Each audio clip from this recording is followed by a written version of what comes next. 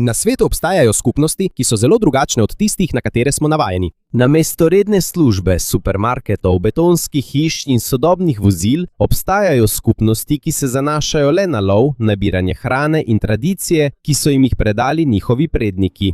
Dejansko te skupnosti še vedno obstajajo. Za mnoge ljudi, ki o tem nič ne vedo, je življenje na takšnih krajih zelo težko. Toda za ljudi, ki so se tu rodili in odraščali, je to njihov način življenja, njihova kultura in identiteta. Ampak kje jih lahko najdemo? In kako so prišli sem? Kakšno je življenje ljudi tukaj? To bomo zdaj izvedeli.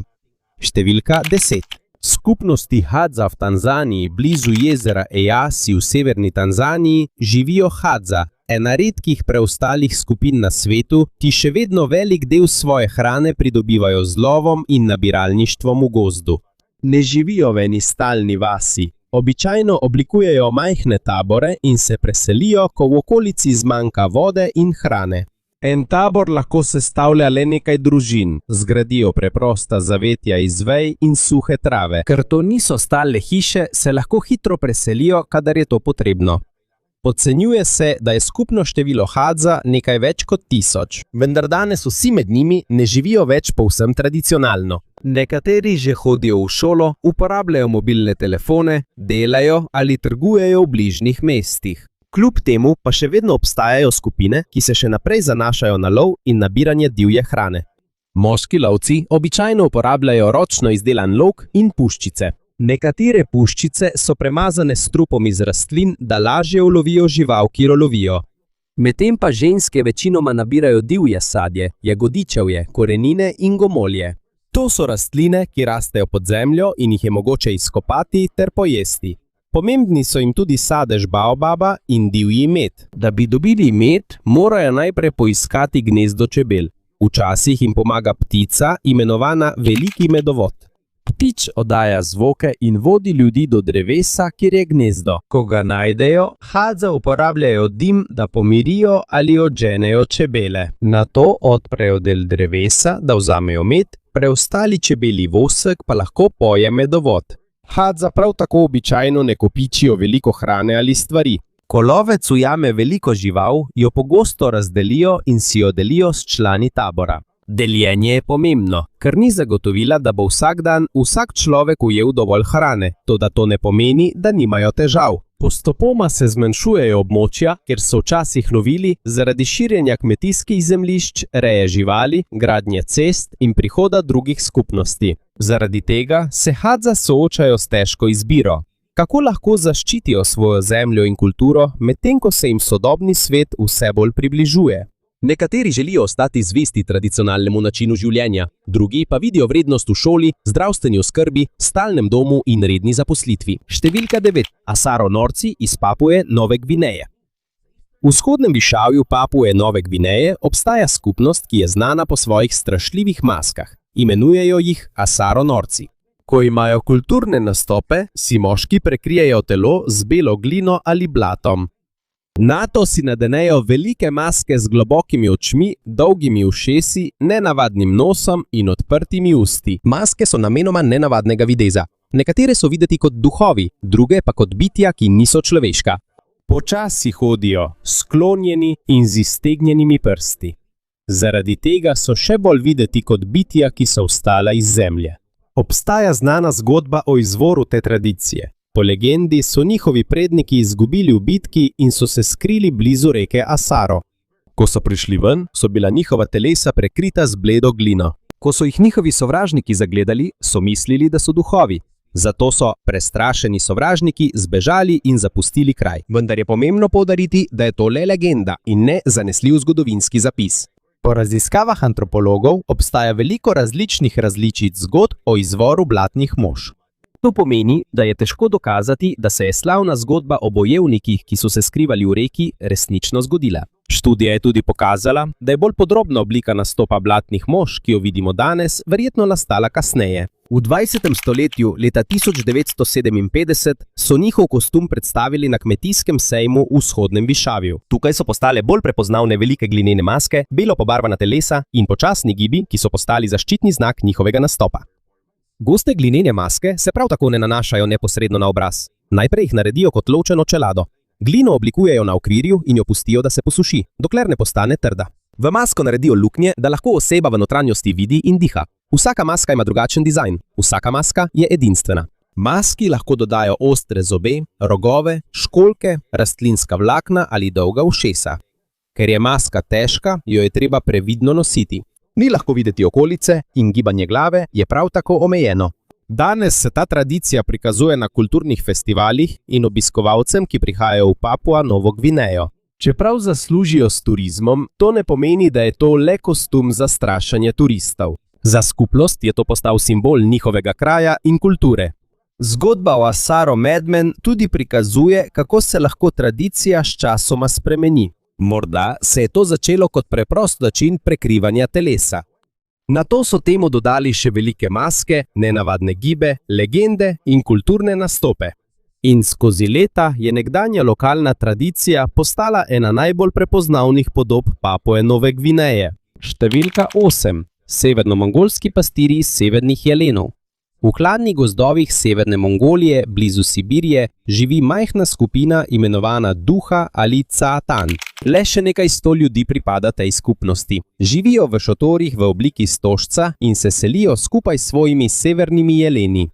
Ko zmanjka rastlin, ki jih jedo severni jeleni, razstavijo svoj tabor in se preselijo v drug del tajge. Po zimi lahko temperatura pade tudi do -40 stopinj Celzija.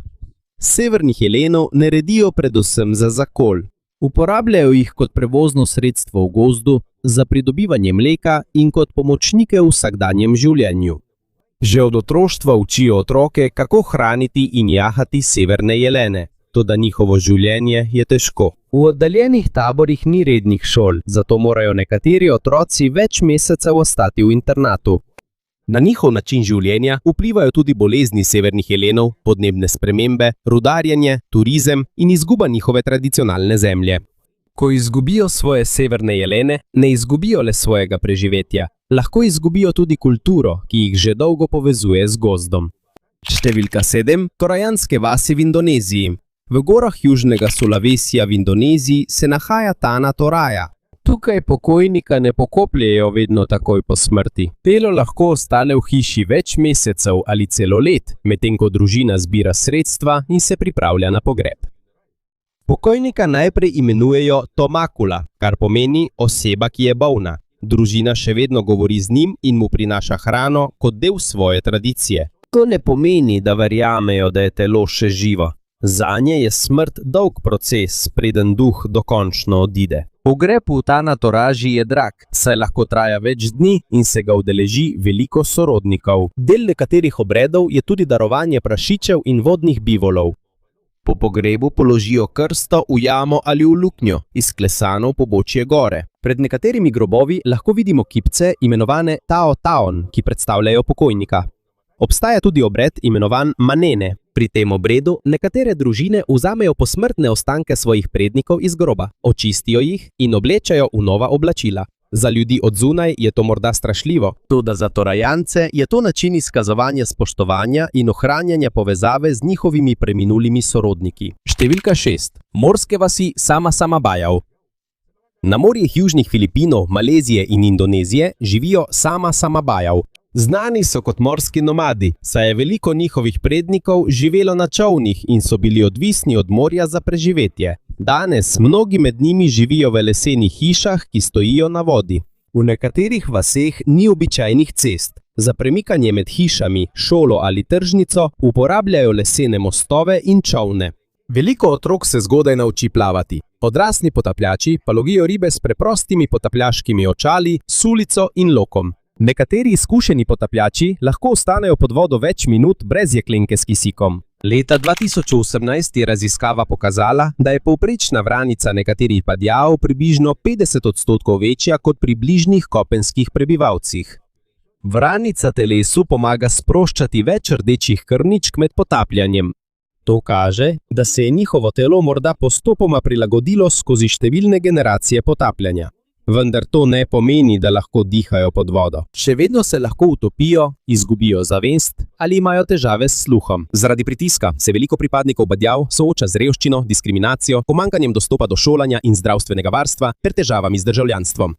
Njihova sredstva za preživetje so ogrožena tudi zaradi prekomernega ribolova, uničenja koralnih grebenov in podnebnih sprememb. Čeprav so vajeni živeti kjerkoli na morju, jim bo težko ostati tukaj, če bo ocean, ki jim daje hrano in preživetje, popolnoma uničen.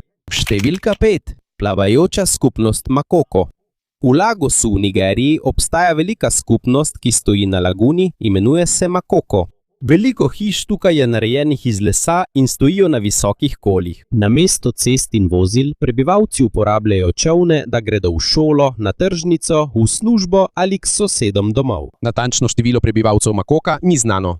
Po različnih ocenah naj bi v celotni skupnosti, vključno s hišami na kopnem in na vodi, živelo od 80.000 do več kot 200.000 ljudi. Veliko delov Makoka nima dostopa do čiste vode, ustreznih sanitarij, odvodnjavanja, elektrike, šol in zdravstvenega varstva. Težava je tudi onesnažena voda pod hišami. Voda je pomešana z odpadki, kanalizacijo in drugimi nečistočami, ki lahko povzročijo bolezni. Ko močno dežuje in raste voda, so ogrožene hiše, ki so le malo nad laguno.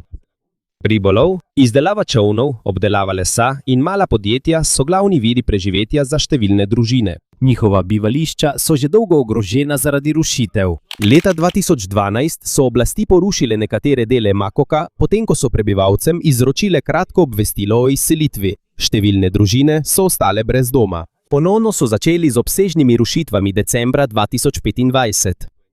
Po poročanju Associated Pressa je več kot 10.000 prebivalcev izgubilo svoje domove, na tisoče hiš pa je bilo poškodovanih. Vlada je povedala, da so hiše v bližini daljnovodov z visoko napetostjo nevarne, vendar pa so prebivalci vztrajali, da niso prejeli dovolj pomoči za preselitev. Kljub temu Makoko še naprej obstaja. Za prebivalce to ni le zbirka krhkih hiš na vodi. To je njihova skupnost, vir preživetja in dom sredi enega največjih in najdražjih mest v Afriki. Številka 4. Jezerska vas Ganvije. Za jezerom Nukwe v Beninu se nahaja Ganvije, ena največjih vasi v Afriki, ki stoji na vodi. Tisoče ljudi živi v hišah iz lesa, ki stojijo na koljih. Glavno prevozno sredstvo so čolni. Na čolnih prodajajo ribe, zelenjavo, hrano in druge vsakodnevne potrebščine. Obstajajo tudi šole, cerkve, mošeje, trgovine in druge stavbe, ki stojijo blizu ali nad jezerom. Ganvije je nastal pred nekaj stoletji. V času trgovine s sužnji so tofino pobegnili na jezero, da bi se izognili bojevnikom, ki so lovili ljudi za prodajo kot sužnje. Po znani zgodovini kraja, zasledovalci niso kar tako vstopali v jezero, saj so ga imeli za sveti kraj. Zaradi tega so tofino zgradili stalno naselje na vodi. Kraj je bil leta 1996 uvrščen na poskusni seznam UNESCO zaradi svoje edinstvene zgodovine in načina življenja. Še danes sta ribolov in ribogojstvo glavni vir preživetja za številne prebivalce. Iz vej in rastlin izdelujejo ograje, da ustvarijo prostor, kjer lahko gojijo in lovijo ribe. Vendar pa ni lahko vzdrževati celo vas na površju jezera. Leseni koli se postopoma razkrajajo, ker so ves čas potopljeni v vodi, zato jih je treba zamenjati ali popraviti, da hiše ne bi padle. Obstajajo tudi težave s čisto vodo, odpadki in sanitacijo. Gunva je bil prvotno zgrajen kot zatočišče pred nevarnostjo suženjstva. Po več stoletjih tu še vedno živijo potomci prvotnih beguncev. Še naprej lovijo ribe, se vozijo s čolni in ustvarjajo življenje na jezeru. Številka 3. Hiše na drevesih. Korovaj v Indoneziji. V globokih deževnih gozdovih indonezijske Papue živi avtohtona skupina imenovana Korovaj. Postali so znani po svojih hišah, ki jih gradijo na vrhu visokih dreves. Vendar pa niso vse hiše Korovaj postavljene tako visoko. Veliko jih stoji le nekaj metrov nad tlemi. Obstajajo pa tudi višje hiše, ki lahko dosežejo več kot 20 metrov. Še posebej, kadar potrebujejo zaščito pred poplavami, insekti, živalmi ali drugimi skupinami. Kot glavno oporo uporabljajo močna drevesa. Tla in stene so narejeni iz lesa, listov in sago palme. Za vezanje delov hiše skupaj pa uporabljajo ratan kot vrv. Ozka lesena deska z rezami služi kot lestev. Po njej se mora povzpeti cela družina, pri tem pa nosijo hrano, vodo, opremo in drva. Visoka hiša v deževnem gozdu je zelo pomembna. Ko močno dežuje, je zemlja lahko blatna ali poplavljena. Višina hiše tudi zmanjšuje možnost vstopa nekaterih komarjev, kač, divjih prašičev in drugih živali. Prav tako ponuja lep razgled na okolico, da je lažje opaziti, če prihaja kakšna oseba. Prvi dokumentirani stik zahodnih raziskovalcev z nekaterimi korovaji se je zgodil marca 1974. Vendar je napačna trditev, da niso imeli pojma, da zunaj njihovega gozda živijo še drugi ljudje. Še preden so raziskovalci prispeli, so bili nekateri korovaji že povezani z bližnjimi avtohtonimi skupinami prek potovanj, trgovine, porok in spopadov. Sčasoma jih je vedno več vzpostavilo stik z misijonarji, državnimi uslužbenci, trgovci in turisti. Nekateri so se že preselili v vasi bližje reki in uporabljajo sodobno opremo, kot so kovinska orodja, oblačila, čolni in mobilni telefoni.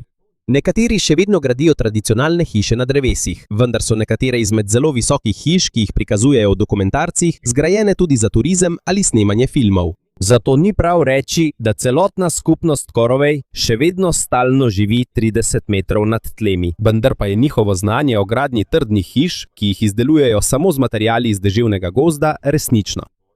Njihove hiše na drevesih prikazujejo, kako so korovej našli način, da si ustvarijo varen dom na območju polnem poplav, insektov, divjih živali in močnega dežja. Številka 2. Prenatrpan otok Midingo sredi Viktorijinega jezera v Afriki je majhen skalnat otok imenovan Migingo. Še manjši je od nogometnega igrišča, nima dreves, kmetij ali lastnega vira čiste vode. Kljub temu se na otoku v hišah iz pločevine in lesa gnetejo stotine ribičev in trgovcev. Edini način, da prideš tja, je s čolnom. Vsa pitna voda, hrana, gorivo in druge zaloge morajo biti pripeljane s celine. Na otoku prav tako primanjkuje ustreznih stranišč, kanalizacije, zdravstvene oskrbe in drugih osnovnih storitev. Toda zakaj si toliko ljudi želi ostati tukaj? Ker so vode okoli Miginga bogate z nilskim ostrižem, ima ta riba visoko vrednost in jo celo izvažajo v druge države. Zaradi velikega zaslužka z ribolovom je med Kenijo in Ugando prišlo do dolgotrajnega spora glede nadzora nad otokom in okoliškimi ribolovnimi območji. Leta 2009 so se napetosti skoraj še povečale, potem ko sta obe državi poslali varnostno osebje. Glavno vprašanje je postalo, kdo ima pravico pobirati davke in izdajati dovoljenja za ribolov. Kljub gneči, pomanjkanju vode in mejnemu sporu, ribiči še naprej prihajajo. Zanje je pomembnejša priložnost za zaslužek kot udobno bivališče. Številka 1. Rudarji žvepla iz kava hien. V vzhodni Javi v Indoneziji obstajajo skupnosti, ki so odvisne od izjemno nevarnega dela. Pridobivanje žvepla iz kava hien, preden vzide sonce, se rudarji povzpnejo proti robu kraterja. Od tam se spustijo po strmi in skalnati poti do kraja, kjer izhaja vulkanski plin. Ko se plin ohladi, postane živo rumeno žveplo. Rudarji razbijajo strjeno žveplo z železom. Nato ga dajo v 2 košari, pritrjeni na lesen drog, ki ga nosijo na ramenih. Eno breme lahko tehta od 70 do 90 kg. To breme morajo odnesti iz kraterja in navzdol po gori, medtem ko vdihavajo zrak poln žveplovega dioksida. Ta plin lahko povzroči močno pekoč občutek v očeh, grlu in pljučih. Študije so tudi povezale dolgotrajno izpostavljenost s težavami z dihanjem, zobmi in dlesnimi. Le redki uporabljajo popolno zaščitno opremo. Nekateri si obraz pokrijejo le s preprosto tkanino ali osnovno masko. Znotraj kraterja pa se nahaja tudi ogromno turkizno jezero z izjemno kislo vodo. Kraj še naprej spremljajo, saj je vulkanski sistem še vedno aktiven. Ko pade noč, lahko vidimo tudi znameniti modri ogenj kava hien. To ni modra lava. To se zgodi, ko se vroč žveplov plin vname, potem ko se pomeša z zrakom. Ko žareči žveplo teče po skalah, v temi izgleda kot moder plamen. Toda za to čudovito kuliso se skriva težko delo rudarjev. Vsak dan se soočajo s termopotjo, strupeni plini, izjemno težko breme in nevarnost aktivnega vulkana, vse to prenašajo, da zaslužijo za svoje družine. Teh 10 skupnosti dokazuje, da lahko ljudje preživijo tudi na krajih, kjer se zdi življenje skoraj nemogoče. Obstajajo hiše na vodi, skupnosti v gostih gozdovih in načini preživljanja celo znotraj vulkanskega kraterja. Toda njihova zgodba ni le zgodba o pogumu. Vključuje tudi revščino, pomanjkanje storitev, nevarnosti za zdravje in tradicije, ki jih nočejo popolnoma izgubiti. Za tiste, ki prihajajo od zunaj, je njihovo bivališče morda nevarno in nepraktično. Toda za ljudi, ki so tam odraščali, to ni le kraj. To je njihov dom, način preživljanja in identiteta.